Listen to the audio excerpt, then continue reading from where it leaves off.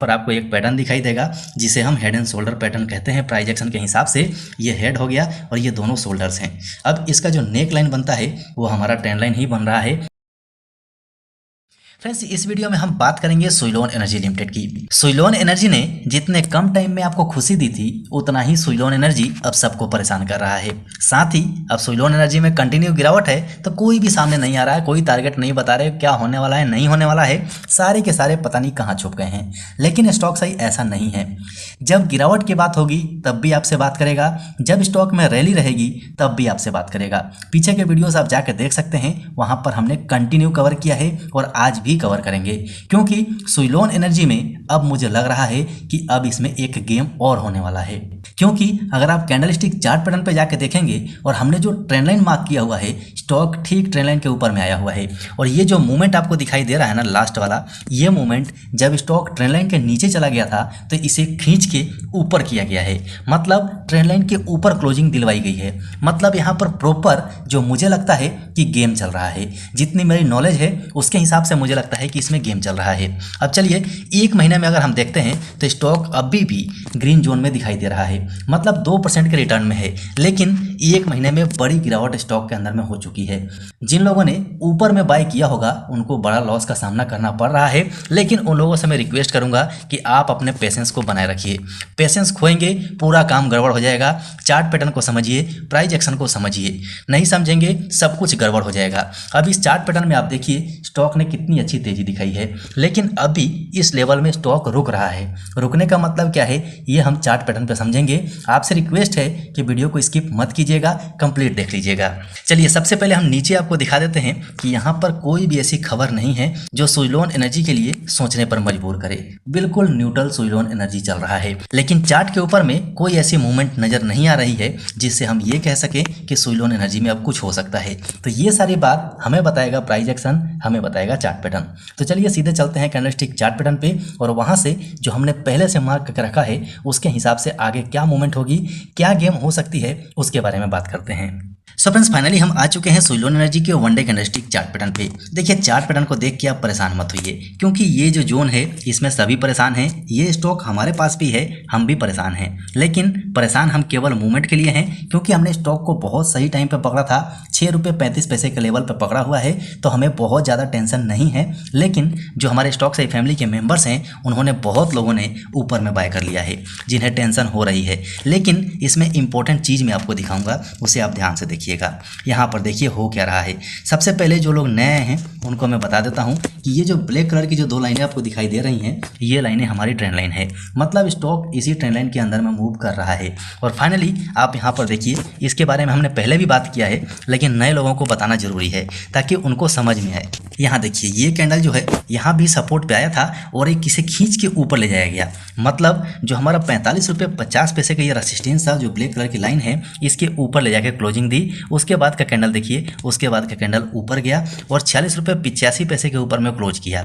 और उसके बाद गिरावट तो नहीं आनी चाहिए थी।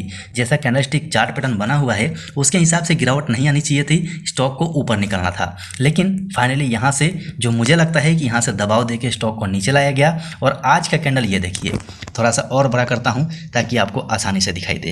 ये देखिए, ये कैंडल आज का है। मतलब आज हुआ क्या, स्टॉक ऊपर ओपन हुआ था, लेकिन इसे धकेल के नीचे लाया गया। यहाँ पर आप अगर ध्यान से देखेंगे तो नीचे में एक आपको शैडो दिखाई देगा। ये शैडो 44 डेज मूविंग एवरेज को टच कर रहा है, लेकिन यहाँ से स्टॉक को फिर से खींच के ऊपर क्लोजिंग दे दी गई। मतलब इसके पहले आप 2 कैंडल और देखिए, दोनों कैंडल यहीं से वापस हुई हैं और उसी लेवल में इसकी क्लोजिंग दे दी गई है।